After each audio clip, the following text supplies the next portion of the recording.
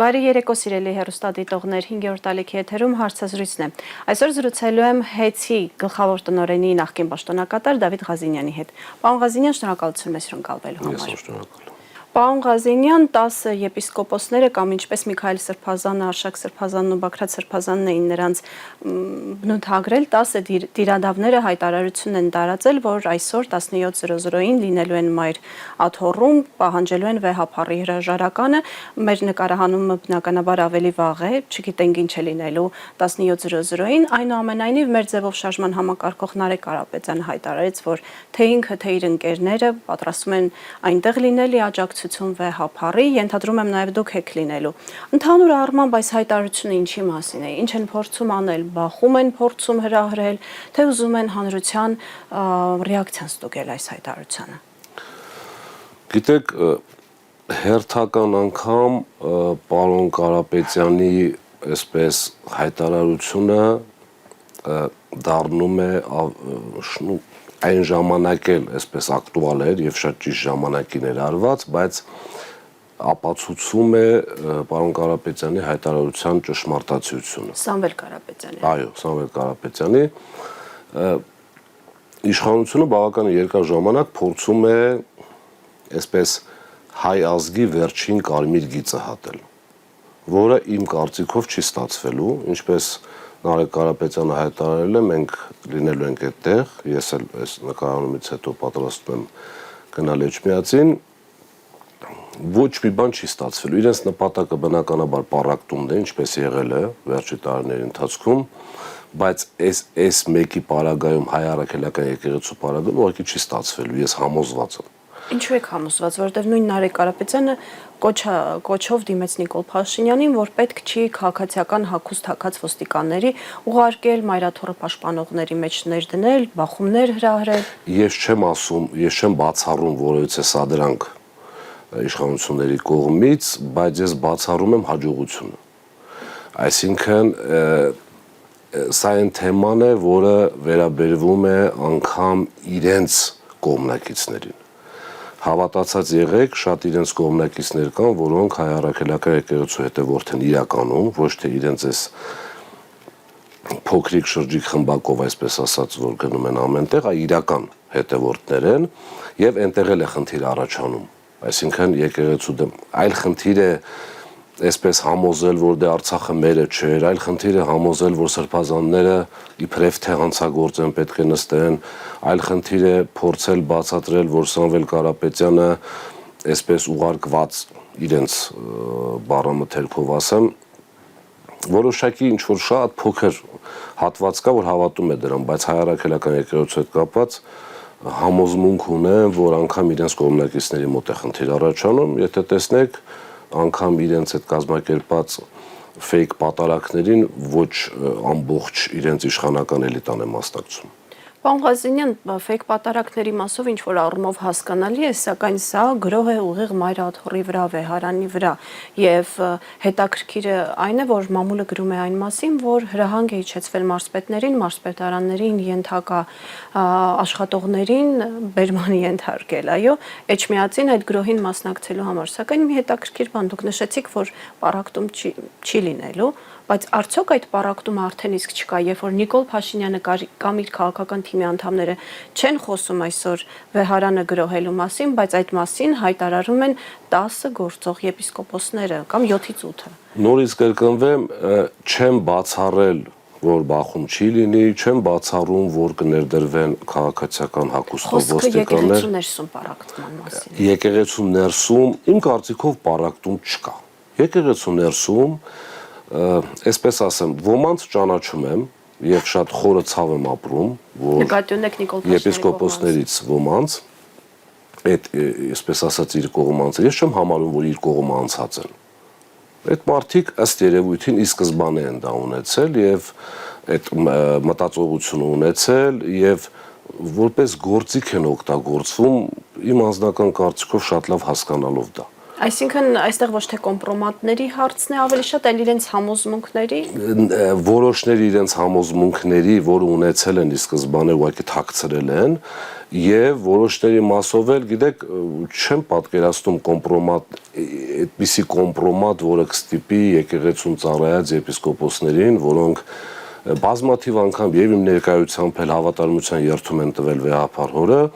այսպիսի գործողությունների դիմել։ Կանոններ կնշեք, որպեսզի հանրությունն էլ ճանաչի, որովհետև այս ճակատագրական պահին անհրաժեշտ են նաև այդ թույլ տվեք անձնական, խոսքս անձնական շփումների մասին է, թույլ տվեք անձնական որևիցե խոսակցություն այստեղ չբացահայտեմ, լսողը շատ լավ հասկանում է ում մասին է խոսքը, իրենք շատ լավ հասկանում են, որ եկեղեցու գործերին խառնվելը աշխարհիկ, այսպես որից են մեկը ուղղակի իրավունք չունի։ Հատկապես իշխանությունը, Բնականաբար դա սահմանությունում էլ է նաև նշված, ես խոսում եմ ավելի շատ բարոյական կողմի մասին, այսինքն եկեղեցին միշտ իր հարցերը, կապ չունի ինչպիսի հարցեր, պատմության ընթացքում էլ լուծել է, մի քանի դեպք են ունեցել կաթողիկոսների հետ կապված, որոնք ուղղակի խայտարակություն է եղել հայ ազգի համար։ Հիմա նպատակը ըստ երևույթին եւ արտաքին պատվերներն են եւ բնականաբար մեր եկեղեցու ուժեղությունն է ամբողջ աշխարհում, այսպես ուժեղ պահելու անձերի խնդիր պետք է չդրվի։ Այսինքն դա մոլորեցնում են հանրությանը։ Իհարկե, իրենք ավազանի անունով կոչելով վեհապարին, իրենք նսեմացնում են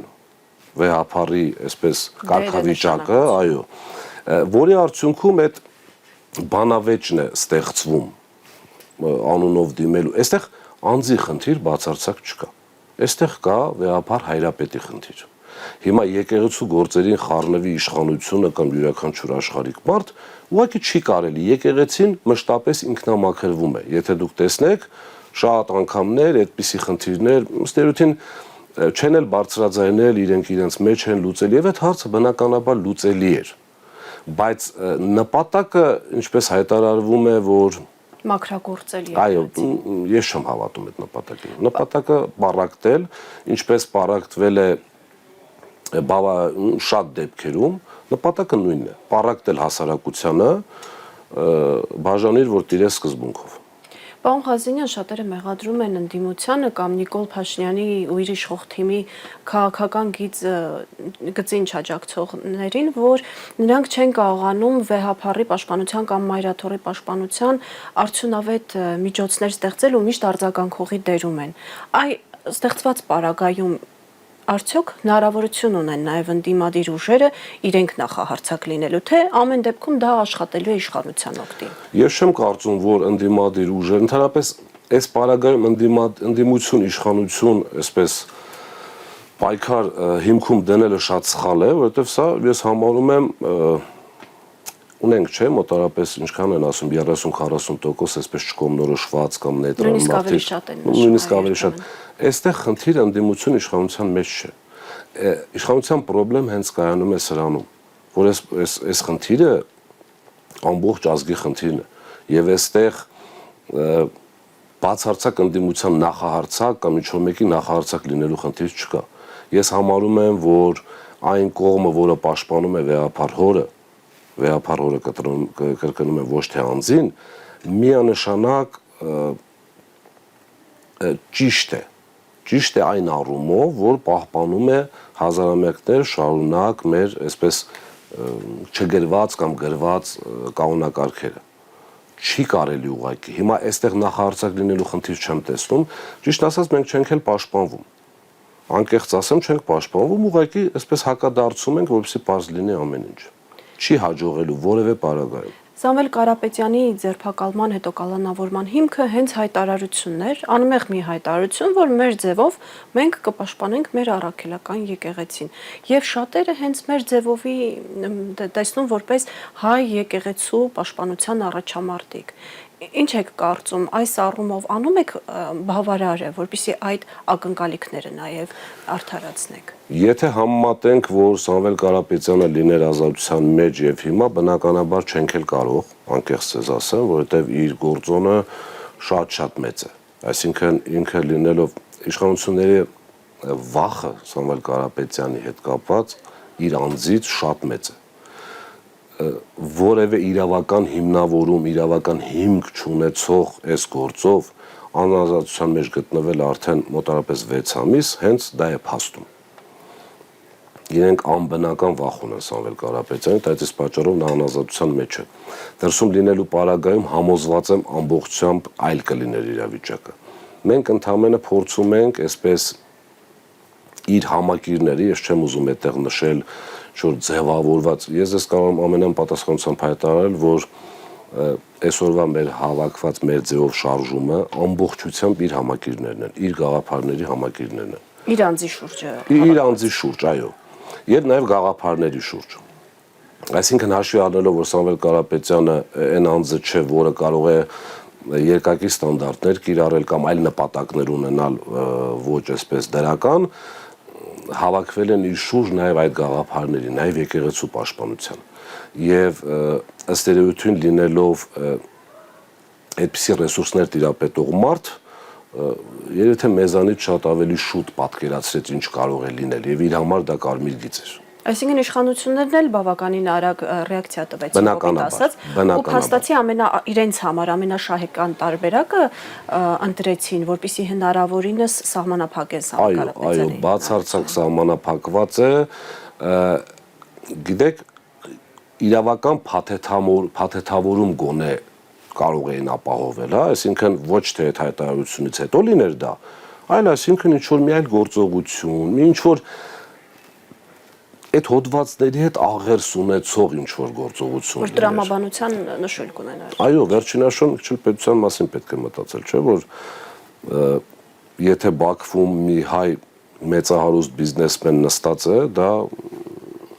իմ համար անհասկանալի է, բայց միջազգային հանրության համար կարող է ինչ-որ չափով հասկանալի լինել, որ դա թշնամի պետություն է, գերեվարված են, այսպես եւ այլ, բայց միլիարդատերը գերեվարված լինի իր երկրում, որի համար արել է շատ բան առանց հայտարարելու, առանց տորպեդահարելու, կարծում եմ բացի պետության խնդիրն է, այստեղ նույն այդ վախն է գործում, որ Սամվել Կարապետյանը շատ արագ հասկանալով այդ մի փոքրիկ այսպես արտահայտության համար իրեն կալանավորում են 2-3 անգամ երկարացնում են այդ նույն հոդվածով, որովհետև փողերի լվացումով չի հաջողվում, հետո մեր վճռաբեկ դատարանը կարծում եմ պատմության մեջ աննախադեպ այսպես արագությամբ ընդունում է վարույթ դատախազության բողոքը կապված փողերի լվացման վերաքննիչի որոշման հետ, շատ արագ բեկանում է, մեկ օրում դա հասնում է քննիչին, մեր փաստաբանները ամբողջությամբ ներկայացրել են, այդ չկա, համոզված են, մեր փաստաբանները անպայման դա եւս կներկայացնեն նախադեպության առումով, չկա այդպիսի արագություն եւ բերեցին վերջին անգամ արդեն հաշվի առնելով որ վերաքննիչ առաջացան դատարան ասել էր որ 1 ամիս եմ տալիս, գործը պետք է գնա դատարան, իսկ գործը չէր կարող գնալ դատարան, որովհետեւ անգամ Զանգովի արդարացության պարագայում հնարավոր չէր ուղղակի այդ մեծիով արտահայտության համար ազատազրկում, այսպես անգամ դատական նիստերը չեն կանել, հա։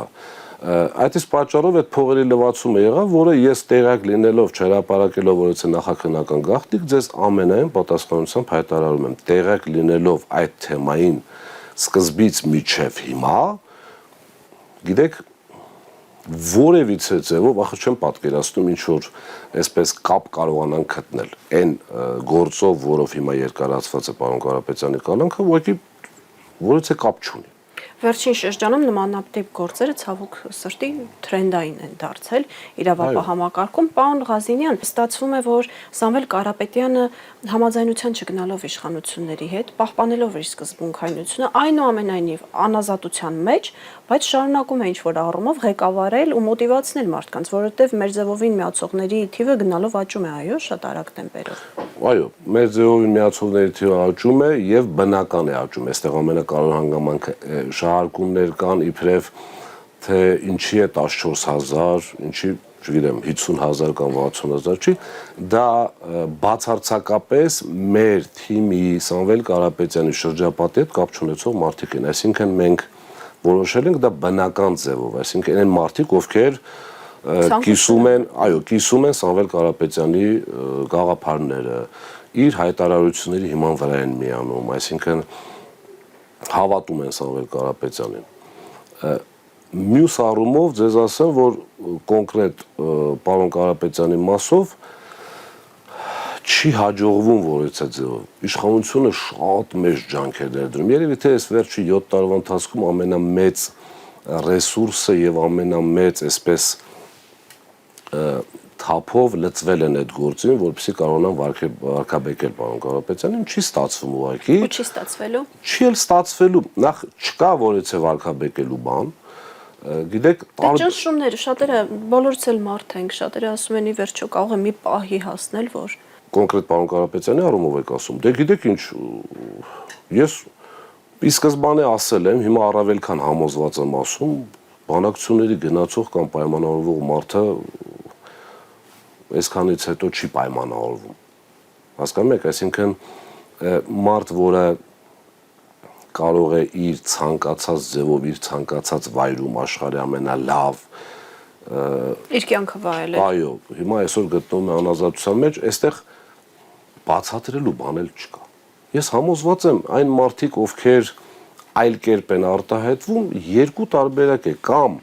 կոպիտ չհնչի, չեն հասկանում, այսինքն ուղղակի չեն հասկանում, լավ, կոպիտ ոչ եթերային չասեմ, բայց երկրորդ մասը սուբյեկտիվ, շահադիտական նկատառումներով, երրորդ կտոր այստեղ չունենք։ Իշխանությունները փորձում են նաև Սամվել Կարապետյանին ոչ միայն նրան ուղղությամբ այսպես տրամադրել հակառուսական տրամադրություններ ունեցող զանգվածին, այլև այս նախկիններ ու ներկաներ դիսկուսի մեջ են փորձում տեղավորել։ Նախ ես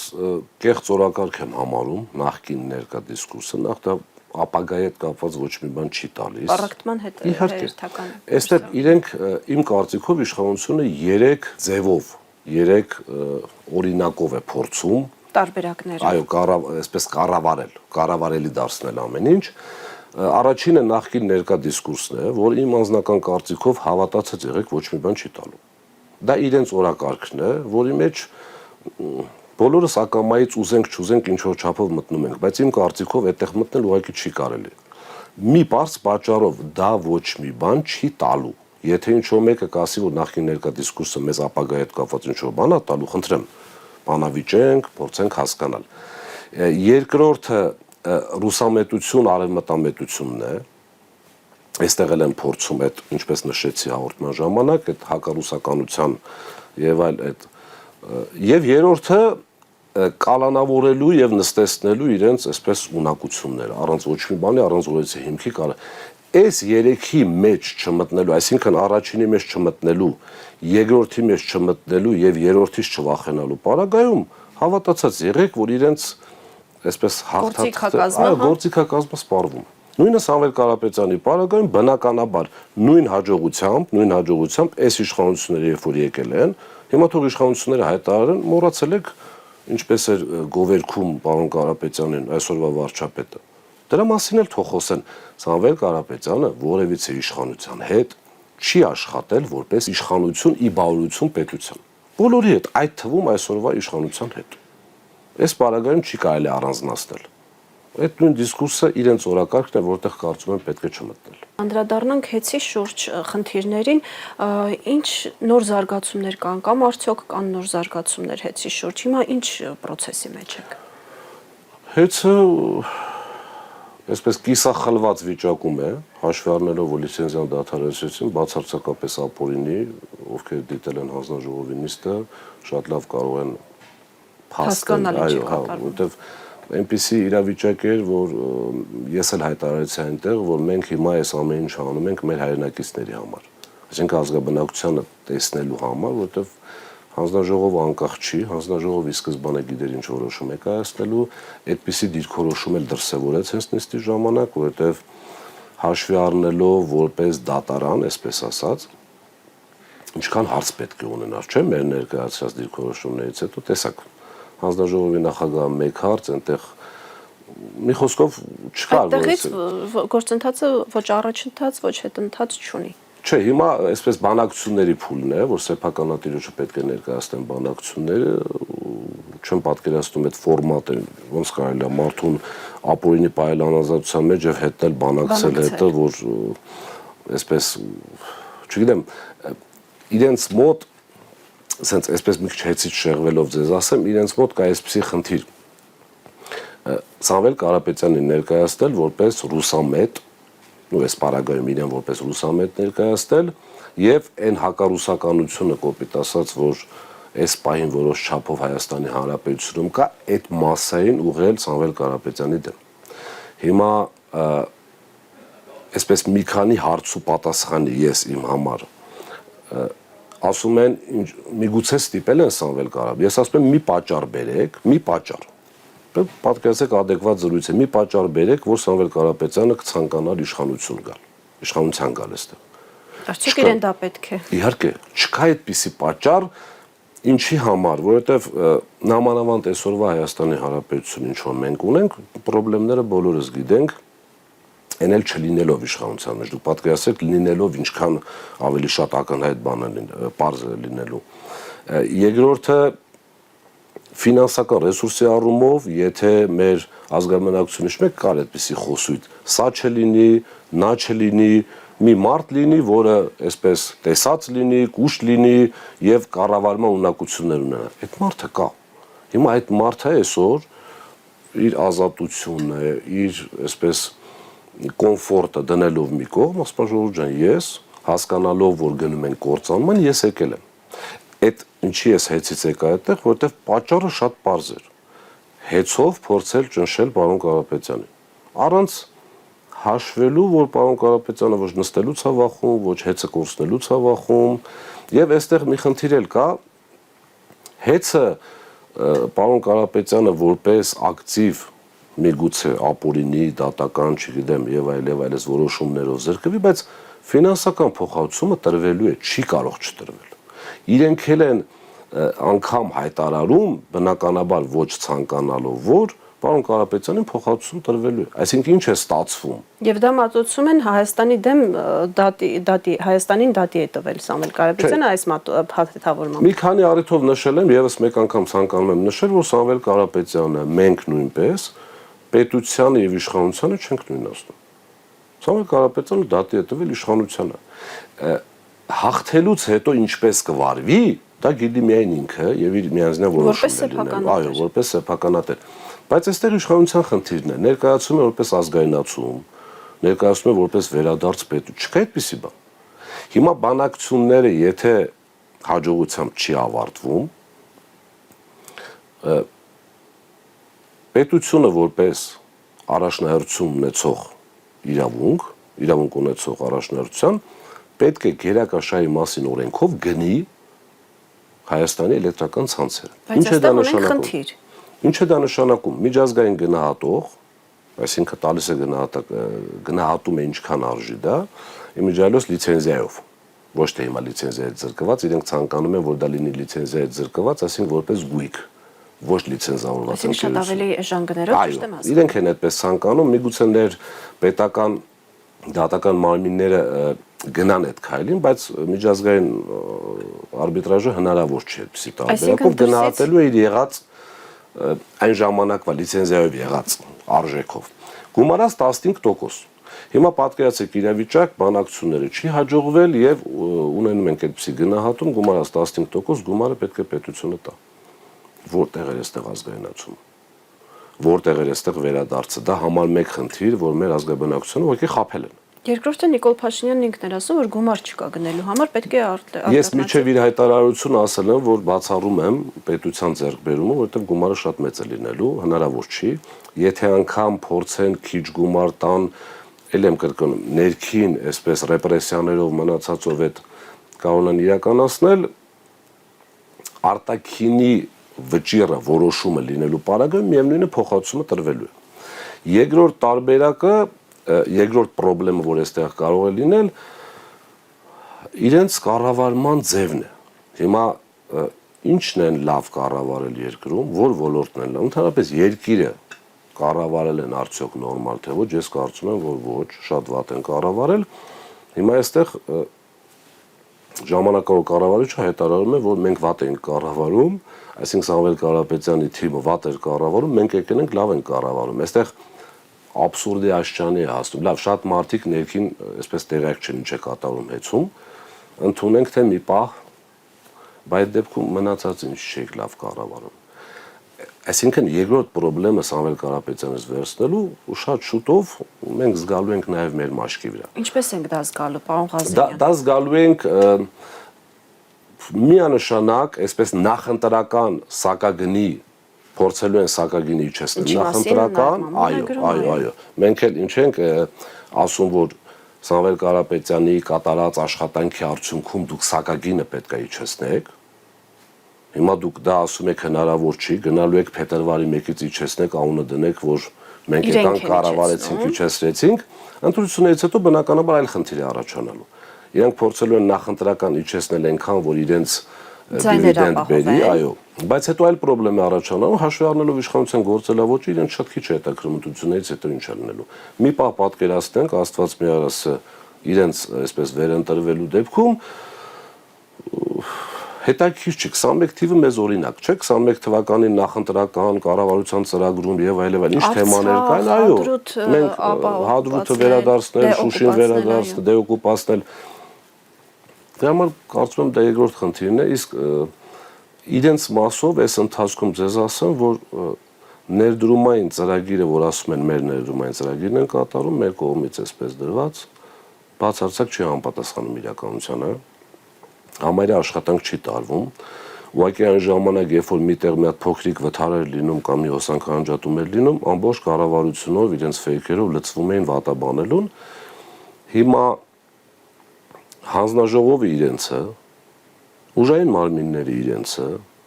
լրատվամիջոցները իրենցը, համենայն դեպս այն լրատվամիջոցները, որոնց գրածի հիման վրա շատ արագ քրեական գործեր են դառնում, այդ իսկ պատճառով այդ խնդիրը որպես այդպեսին թղթի վրա չի երևում։ Բայց մենք բոլորս հասկանում ենք, որ այդ խնդիրները կան յուրաքանչյուրս մեր տանը նստած։ Այսինքն 2026-ի ընտրություններից հետո ակնկալ ենք հոսանքի գնի կտրուկ բարձրացում։ Այո։ Պարոն Ղազարյան, իմ կարծիքն եմ ասում, ես գիտեք, անկեղծ ուզում եմ սխալված լինեմ, որովհետև չեմ ուզում իմ ասածը ճիշտ լինելու համար մեր ազգաբնակությունը այդ խնդիրը ունենա։ Բայց դրանք գործընթացներ են, որոնք ախուսափելի են։ Պարոն Ղազարյան, ուզում եմ անդրադառնալ նաև ՀԵՑ-ի ժամանակավոր կառավարչի հայտարարություններին։ Ռոմանոս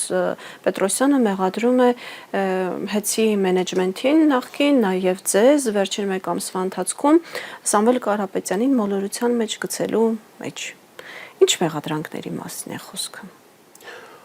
Ու ձեր կողմից նշված սուբյեկտը ճիշտ ասած այնքան հայտարարություններ արել։ Նաև ասել է, որ պիտի դատվեք, չէ՞, եթե չեմ սխալվում։ Այդտենց իր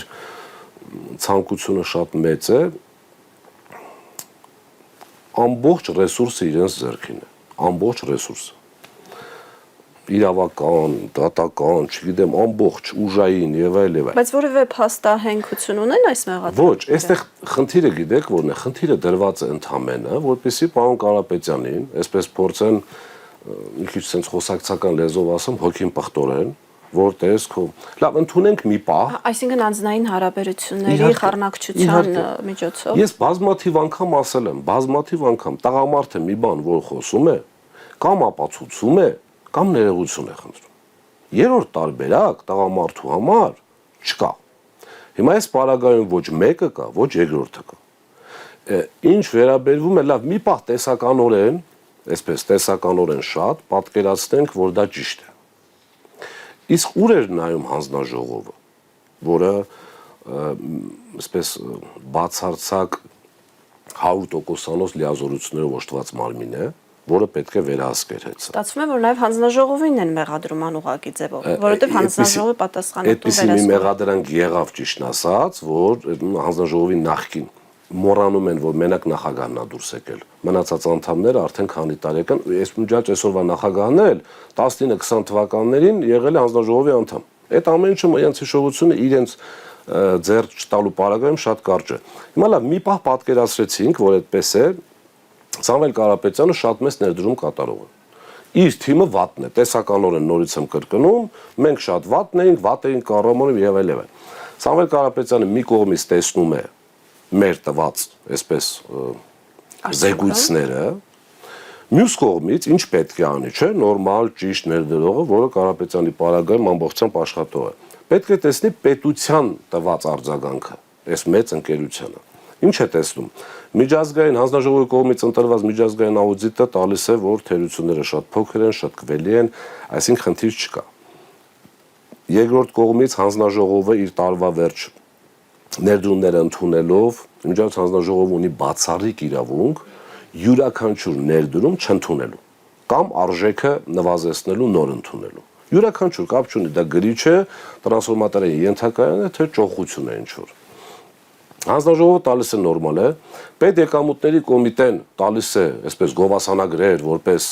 մաքուր, լավ հարկ վճարող, տարածքային կառավարման նախարարությունը, որի մեջ տկենը, որի մեջ մտնում էներգետիկայի նախարարությունը, միջազգային փոխնախարար չունենք ու չունենք, ամենակարևոր ռազմավարական այսպես նշանակություն ունեցող, տալիս է ամենայն դեպս այսպիսի լուրջ մտահոգություններ չէ։ Այսինքն Սամվել դուրս է գալիս, որ Սամվել Կարապետյանը սխալվել է, որ վստահել է պետությանը։ Ուրիշ չկա այստեղ, եթե մենք վատն էինք, դուք ցույց տայիք։ Եթե մենք այսպես դուք ցույց չեք տվել, նշանակում է կամ դուք ապիկար եք, կամ մենք վատը չէինք։ Հիմա եթե մենք վատն ենք վերջին հաշվով այդպես եք ասում, ապացուցեք։ Ես չեմ կարծում, որ այդ իրենց մցրած օրակարգը այսպես խառնելու աշխատելու է։ Նաև մտահոգություն եք հայտնել, որ Թուրքիայից հեծե գնողներ կարող են հայտնվել ինչ-ինչ հարցեր լուծելու համար տարածաշրջանային, մենք գիտենք հիմա ինչ process-ների մեջ է ներքաշված Հայաստանը, այդ մասով որևէ նորություն կա։ Իմ կարծիքը հիմնված է այսպես վերլուծության վրա, հաշվի առնելով, որ մեծ ընկերությունները, կորպորացիաները ինչ որ ակտիվ գնելուց առաջ ուսումնասիրում են տվել երկրի օրենսդրությունը եւ փորձը։ Եվ հաշվի առնելով Սամվել Կարապետյանի շուրջ այդ զարգացումները ռիսկերից զերծ կմնան, այո, եթե տեսնում են, որ այն ակտիվը, որոնք իրենք ուզում են գնել, այսպես խլված ակտիվ է եւ խլված է միլիարդատիրոջից, միջազգային, այսպես իրենք ցանկանում են Սամվել Կարապետյանին ներկայացնել որպես Ռուսաստանի բիզնեսմեն, բայց այդտեղ էլ են խափում ժողովրդին։ Բազմաթիվ անգամ եւ Նարեկ Կարապետյանը եւ ընտանիքը եւ փաստաբանները շեշտել են, որտեղ ինչքան ակտիվներ ունի, այսինքն ինքը այդպես միջազգային մասշտաբի գործիչ է։ Եվ այդ նույն եթե անձամբ էլ իրար չճանաչեն, հաշվի առնելով այս ակտիվի գինը, գնողը պետք է լինի շատ մեծ, այսպես ընկերություն կամ շատ հարուստ անձ։ Եթե անձամբ էլ չճանաչեն, ինչ որ կապ միևնույն է իրենց միջև կա։ Բնականաբար այդտեղ ցանկություն չի լինելու գնելու, անգամ ներհայաստանյան այսպես Աստված գիտի ինչ ցակումով գումարներով, եթե որոշեն, իմ կարծիքով դա էլ չի ստացվելու, այստեղ մնում է ինչ։ Մնում է երկու թշնամական երկիր, որոնք ցանկանան ձեռք բերել սա եւ ունեն գումար դրա համար։ Բնականաբար ռազմավարական նշանակություն ունենալու հանգամանքը հաշվի առնելով այս ընկերությանը, որպիսի Հայաստանի հասարակությունը չլարվի, շատ հնարավոր եմ համարում ոչ ուղիղ ձեռքբերումը, այսինքն իրենց գումարներով, բայց այլ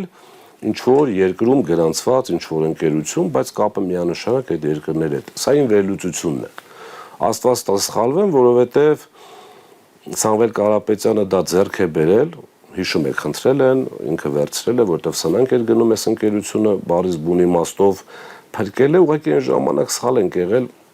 որ չենք այսպես գովազդել, թե ինչ վիճակում ենք վերցնում, որովհետև այսօր միայն ծափահարություններ եւ շնորհակալություններ են լինելու, ես համոզված եմ ասում, շատ վատ վիճակում էր։ Իշխանության մեջ գտնվող շատ անձինք կան այսօր, փոխվարչապետերի մակարդակով, որ կարծում եմ պետքա տեղյակ լինեն այն ժամանակվա վիճակից։ Ուղղակի չեն, նաև հանձնաժողովը չեն ասում, հիմա ժողովրդի մոտ այսպեսի գեներացնում են այսպեսի վիճակ, որի իբրև թե Պրոբլեմը կայանում է նրանում, որ շատ դժվար է բացատրել, կրկնում եմ, շատ դժվար է բացատրել ինչ որ մեկին, պետության բյուջեի չափ ունեցող, փող ունեցող մարդուն մեղադրել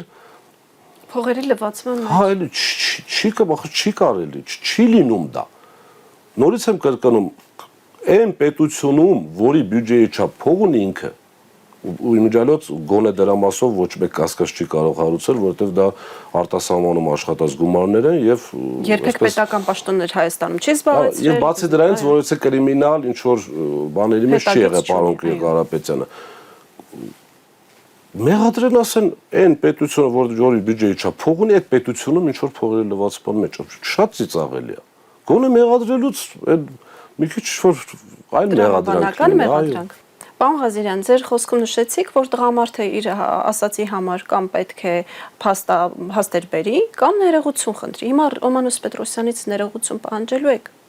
Ինչի համար։ Ինչ հայտարարություններ։ Ես ասում եմ տղամարդը ինչպես պետք է վարվի, մնացածը թույլ ենք որոշեն ոնց են վարվելու։ Ես գիտեք, ավանդույթներն էլ վերանում, ամեն ինչ վերացնում են։ Այստեղ մի փոքրիկ հավելում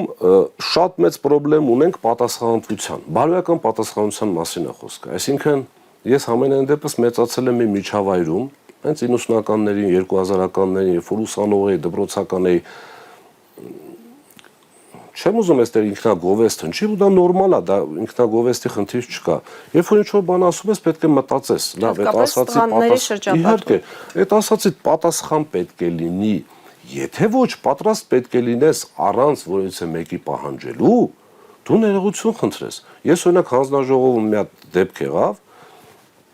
ես ներողություն խնդրեցի, որ սխալվել եմ, որտեղ այո, իրականում մարդ սխալական է։ Իմ ասածը այս կոնտեքստի մեջ է։